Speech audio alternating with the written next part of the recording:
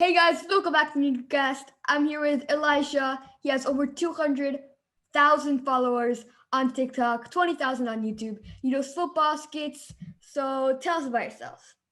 First of all, thank you so much for having me. My name's Elisha. Like you said, I'm originally from Haiti, and now I live in New York City. I've pretty much been a football/soccer fan my whole life. And 2 years back, less than 10 years ago, actually, I really started developing more of an interest in doing videos. I've always felt like I had a creative side because I've been drawing since I was, for as long as I can remember, I've been drawing. So I've always had that sense of, I feel creativity, but I started tapping into it more in terms of making videos. And then at some point, it just dawned on me to mix the two. I mean, I have a passion for football and I have a passion for making videos too. And I felt like with my personality, why not try to venture into it and try to just see where it can take me. And so far it's been great. I mean, it's just the tip of the iceberg, I feel, for um what the future holds, but it's been dope so far. That sounds really cool. So, who inspired you to start YouTube and TikTok? Um as far as inspirations, I think that there are a lot of people, especially comedians that I've watched over the years that I felt like I'm such a fan of, like Will Smith and Kevin Hart, especially, which is like one of my favorite, if not my favorite comedian of all time. Martin Lawrence, like some Instagram or comedians who started on Instagram, like Rennie and Shiggy, these people who I used to watch so much, and I always was so entertained by the things they do. And then people like Poet and Vuj over there in the UK. Shout out to them who do um, this soccer show on YouTube too, and so many different entertainers, whether it's in the football world or just in general comedy, who I've watched and who inspired me so much and who helped me in a way find my own sort of humor and my own style. And yeah, it was kind of like a mix of all of these people who really like inspired me and in a lot of ways influence how my comedy goes too now. That's a big variety of people, but it's good. So, how do you come up with your skit ideas that you do on YouTube and TikTok? I get that question a lot, and there's no one answer for it. Like it happens out of nowhere. Sometimes it happens as soon as I wake up, when I'm eating, when I'm walking down the street, in the shower, I don't know, on the toilet. Like it happens anywhere. Like sometimes right before I fall asleep, I would think of something, and it just, from general life. I mean, even from in terms of football, because I'm a fan of the game and I'm so ingrained in it and invested in it. I know everything that's happening. I'm always keeping up with the news, and I'm always watching games and stuff, and I love it. So it's just kind of just taking inspiration from the world and stuff, and it just, things just come to me. Yeah, because I you have done two of them. One of your most popular ones on YouTube was the Messi leaving Barcelona, and that one was based off of like real events that were happening at the time. So yeah, It was, a lot of it is like that. It's like them, like that messy one. It was one of those things where I wasn't planning on making a video that day, and I was just going on about my day, and the messy news obviously was boiling up. And then there was like a pretty significant news that dropped about it. And so I was like, I have some time. Let me just think of something. And literally, as I was setting up like my camera and everything, like the idea was just coming to me while I'm setting up to film. And then by the time I hit record, I had everything I wanted to do in my head. And then it's just action on that point. that's very cool. So like, what video do you think blew you up on YouTube and TikTok? TikTok, I have to give that to I don't know if you've seen it. It's like this small series I did over like a month or two called How to Catch a Football Fan. And it was like the first video that I really did on TikTok. That it was like my first skit that I put up on TikTok, I think. And it just like anything else I do, once I film it and edit it, I post it, it's kind of like, okay, next type of thing, you know. I'm not saying, oh, like this has to do this amount of numbers or anything like that, because what I love, I've already done, which is think of the idea, which is film it, which is talk about or express something about the game that I love. And so, yeah, the How to Catch a Football Fan video popped like overnight. Um, and then from there on, it just kept the ball rolling. So how exactly do you like record your skits? How do you like set everything up and stuff like that? For now, that's about to change very soon. But for now, it's kind of just, for the most part, I use my iPhone. 'Cause the quality I think is good enough to record a lot of things. And sometimes I use my DSLR too. I have a Nikon D5300. It does the trick for the most part. But yeah, I'm doing a lot of transition right now into the gear and stuff. So that's the quality and everything I do is definitely going to increase very soon. But for now, that's my whole setup. Sometimes a tripod, sometimes whatever stand or anything I could put my phone on works too. Uh, yeah, Yeah, like a phone nowadays has really good quality, which is good. So like before you would like need a camera to make like good quality videos, and now you can like just basically do it on your phone, which is a lot better. it just makes things a lot easier. You have so many things in just that one little device. You know? It's one of the greatest things that's been invented is the smartphone. Yeah. So what's the best thing about YouTube in your opinion? The best thing about YouTube has gotten, I think, extremely big from what I remember when I was much younger.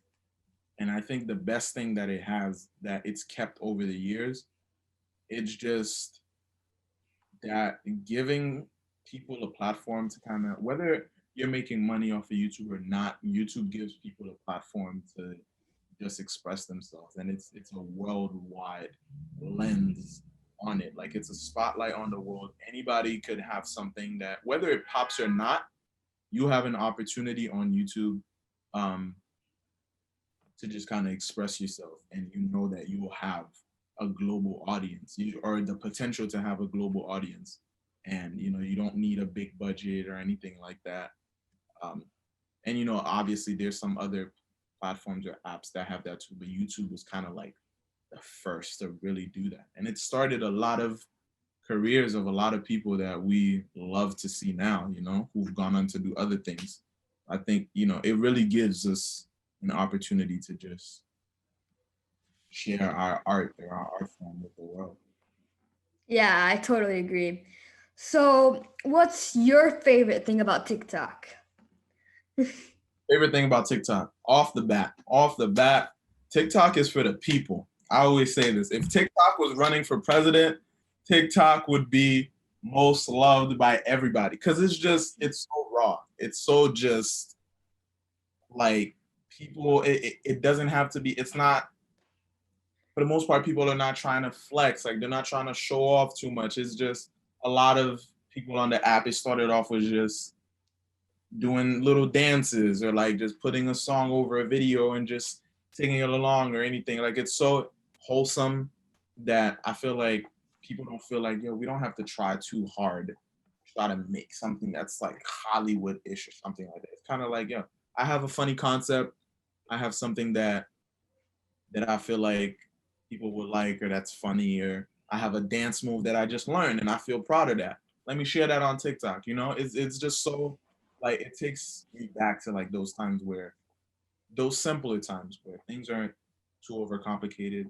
I enjoy something. I enjoy talking about something. am proud that I did something, let me share it with the world. It's the perfect platform for that. Yeah, I actually agree with that. So, what's your back to YouTube? What's your least favorite thing about YouTube? My least favorite thing about YouTube. Um, you know, I think that it's okay. That's a double-sided answer that I'm gonna give you, because I think that it would be great if YouTube somehow had a system to where, especially for younger people, to where they would do a better job at controlling, the things that people comment on certain people's videos. Because I think that, again, um, there's a lot of hate sometimes, but the other side of my answer is that that's a reflection on the real world. As as bad as it is that some people get hate and the online bullying and things like that, um, that's the real world. Sometimes we do face those things, and at least if there are gonna be some hateful or negative comments, I think that their solution could be just investing a little bit more in at least guiding their creators and people who post on the app, so that they have, yeah, just a lot more guidance on how to deal with those negative comments, because I think that can be a really bad thing when you receive a lot of hate or just trolls and things like that. And for a lot of people, it gets to them. I had to really make sure that from years before that that I just have thick skin, so that things kind of just bounce off.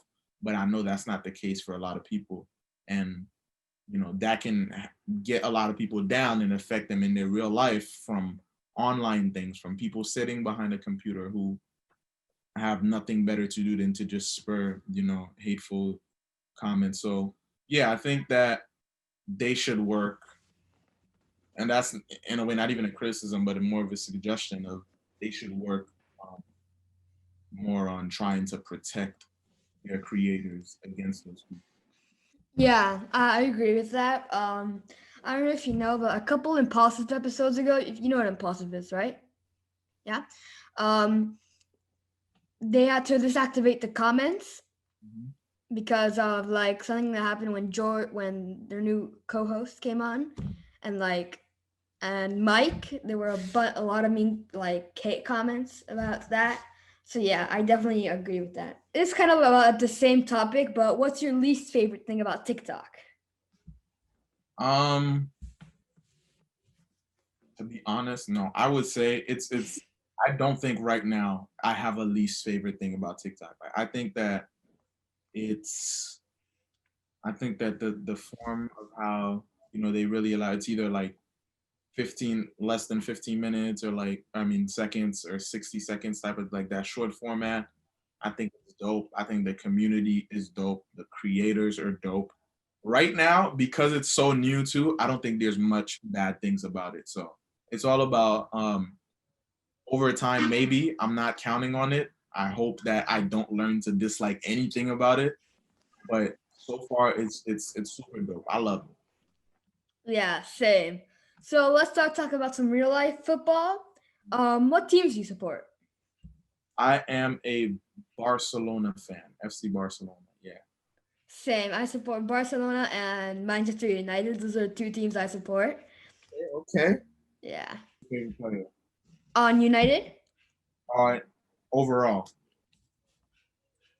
I really liked Hazard when he played for Chelsea, but now I can't say that because he plays for Madrid. Um, I love De Jong Okay. Okay, that's solid. I'll take that. and De Jong, Rashford, and Greenwood. Those are some of my favorites. Lineup. I'll take that. Young players, but really good players. They're heading in the Yeah. right. I'll take that. So Ronaldo or Messi? Oh, why you had to do this to me, man? Why you did this to me? I can't. Okay. I have to say Messi strictly because I'm a Barcelona fan, but I don't think that necessarily one is better than the other. I Yeah. love them. I love what they've contributed to the game. I love just the way they play. Yeah, I think they're both legends in their own way. So I don't think any of them, like the argument of Messi versus Ronaldo, I tend to stay away from that. I've made videos on that. Um, yeah, I'll say Messi just because I'm a Barca fan, though. Like for me, it's complicated because I like support United and Barca, and Ronaldo played for United. But I'll choose Messi. But they have definitely both had their moments, and like I don't absolutely hate Ronaldo.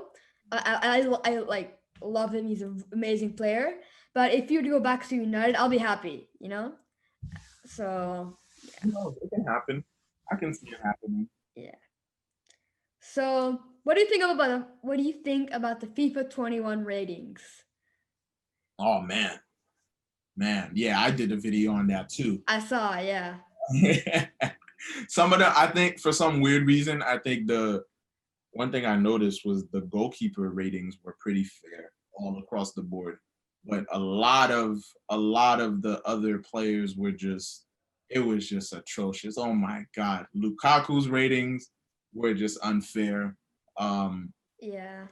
There are just a lot of players who got the short end of the stick, like who deserve. Henderson got like overrated, in my opinion. Pogba got underrated. De Gea got like massively downgraded. It was just bad. I think who Sadio Mane's ratings were one of the Aubameyang, Aubameyang's, like it was Calvin Phillips, I think, got underrated. it was a lot of them. I think the top 10 was decent.